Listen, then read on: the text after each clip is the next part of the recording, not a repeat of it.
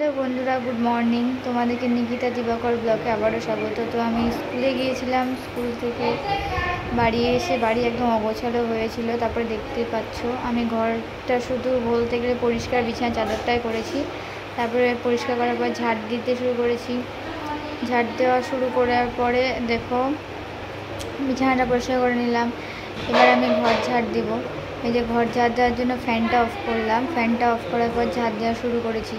আসলে কী বলতো আমাকে এখন প্রতিদিন স্কুলে যেতে হয় তো সকালবেলাতে, তাই জন্য ঠিকভাবে ঘর দুয়ারটা পরিষ্কার করা হয় না। অনেকটা ঝুলও পড়ে গেছে, তাই জন্য ঘর দুয়ারটা পরিষ্কার করা হয় না। আজকে যেহেতু শনিবার তাড়াতাড়ি চলে এসেছি, তাই জন্য তোমার ঘর দুয়ারটা ভালো করে পরিষ্কার করছি। আর এই যে আমাদের একটু পরেই তোমার দাদাভাই আসবে আর ঠাম্মা ওইখানে যাচ্ছে ঘরে, মানে আমার ঘরের পাশেই ঠাম্মা থাকে, ওর পাশেও একটা ঘর আছে। তো এবার ঠাম্মা আমাকে ডাকছে নিকিতা নিকিতা করে। আমি সাড়া দিয়েছি বাইরে থেকে বলছে তাহলে আয় ভেতরে। তো আমি ওখানে বাইরে কিছু কাজকর্ম সেরে ওখানেই দাঁড়িয়েছিলাম, কারণ তোমার দাদাভাই ওখান থেকে মানে সব কিছু স্নানের জিনিস চাওয়া ছিল। তারপরে আমি চলে আসলাম এখানে। তারপরে প্রচুর জামা কাপড় কাচা ছিল। জামা কাপড় কাচার পরে কিছুটা ভাঁজ করেছিলাম কালকে, আর আজকে কিছুটা বাকি ছিল। তার মধ্যে ঠাকুমার ডেকেছিল যেহেতু, তারপরে ঠাকুমা আমাকে দুটো খেজুর দিয়ে দিল হাতে। খেজুরটা খেয়ে নিলাম। খেয়ে নেওয়ার পরে বিছনটা তো ফেলে দিলাম। তোমাদের দাদাভাই আবার অফিসে যাবে, তাই জন্য তোমার তাড়াতাড়ি করে কাজকর্ম করতে হবে। জামা কাপড়টা ভাঁজ করার পরে তোমাদের দাদাভাই দেখছি চলে আসছে। আমি দেখলাম কিছুটা, আমাদের ওই পাশ থেকে মানে দেখা যায়, ঠিক আছে। এবার চলে এলো প্রতিদিনকার একই রুলস। এই যে তোমাদের দাদাভাই এই যে এসে আমার পুতুল দুটোকে ইচ্ছা করে মনের কুবুদ্ধি, ঠিক আছে, তোমাদের দাদাভাই বললো। আর এই যে আমি মানা করছিলাম ব্লগ করতে দেবেন না। তারপরে আমি শাশুড়ি মায়ের ঘরটা গোছাতে চলে গেছিলাম, যেহেতু শাশুড়ি মানে আমাদের মেজো বউ ওদিকে ব্যস্ত ছিল, মেজো যা আমার। তো বড় বউ নেই, এবার আমাকে বিছানাটা ঘরে পরিষ্কার করতে হবে। তো ঘরটা পরিষ্কার করে নিয়েছিলাম। তারপরে বিছানাটা ঝেড়ে দিলাম। বিছানাটা ঝেড়ে দেওয়ার পরে ঘর দুয়ারটা ঝাড় দিব।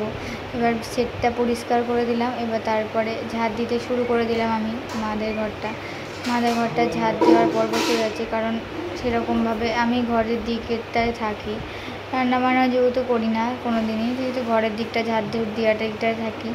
তারপরে ঝাড় ঝুড় দিতে শুরু করে দিলাম। ঝাড় ঝুড় দেওয়ার পরে মাদের ঘরে খাটের নিচটা প্রচুর ধুলো পড়েছিল। ধুলোটা যাই হোক পরিষ্কার করে দিয়েছিলাম। তারপরে সবটা নিজের জায়গায় রেখে দিয়েছিলাম। তারপরে কি করেছিলাম, তারপরে ডাইনিংয়ে চলে গেছিলাম। ডাইনিংটা পরিষ্কার করলাম। ডাইনিংটা পরিষ্কার করে ঝাড় দিতে আর ওই যে ওই ঘরটা পর্দা দেওয়া দেখছো, ওটা আমাদের গোপালের ঘর। আমাদের গোপালের আসলে গোপাল তো মানে ঠাকুরের ঘরে দরজা লাগানো নেই, কিন্তু আমি পর্দাটা দিয়ে দিয়েছি।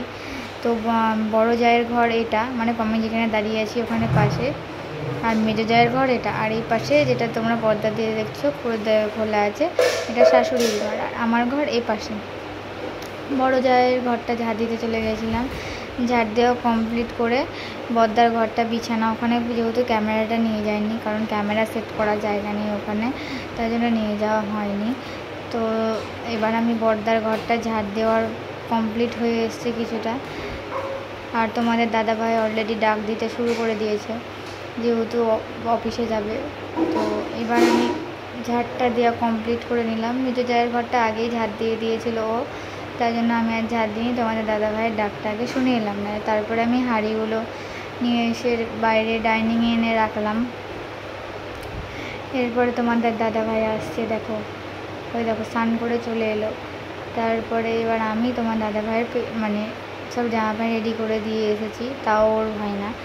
যাই হোক, জুতো পরিষ্কার করতে হয়। তোমরা কে কে কমেন্ট করে জানাবে যে স্বামীর জুতো পরিষ্কার করো। আমি তো প্রতিদিনই করে দিই জুতো। ও ফিতে বাঁধতে পারে না, ফিতে বেঁধে দিই। তো আজকে ফিতেটা বাঁধা হয়নি, কারণ আমি ঘর পরিষ্কার করছিলাম আর তোমাদের দাদাভাই বাইরে গিয়েছিলো। তোমাদের দাদাভাই আমি বারবার করে ভয়ে ভয়ে ভিডিও করছি, কারণ ভিডিও ক্যামেরা দেখলে না তো ফোনটাই ভেঙে যাবে। এবার জুতোটা তো পরিষ্কার হয়ে গেল। এই যে তারপরে আমি আমার ঘর দুয়ারটা পরিষ্কার করে নিলাম। প্রচুর ধুলো পড়েছিল, ধুলো পড়ার কারণে আমার ঘর দুয়ারটা সেরকমভাবে পরিষ্কার করা ছিল না। এবার পরিষ্কার করলাম, বেশ মানুষ মনে হচ্ছে ঘর দুয়ারটাকে। তারপরে তোমাদের দাদাভাই বললো আমি চা খাবো, ওই জন্য কথা বললাম, যে চা করতে চলে গেছিলাম সোজা রান্নাঘরে। আর তোমাদের দাদাভাই দুধ চা পছন্দ করে, তো আজকে আমি লাল চা করে দিয়েছি, তাই একটু মাথা গরম গরম হয়েছিল। ও ঠিক আছে, কোনো ব্যাপার নাই, কারণ আমি যা বলবো তাই তো হবে। তারপরে চাটা করে নিয়ে তোমাদের দাদাভাইয়ের কাছে যাচ্ছি। আর এই দেখো, তোমাদের দাদাভাই বেশি কড়া চা খায় না, মানে হালকা কড়া চা খায়।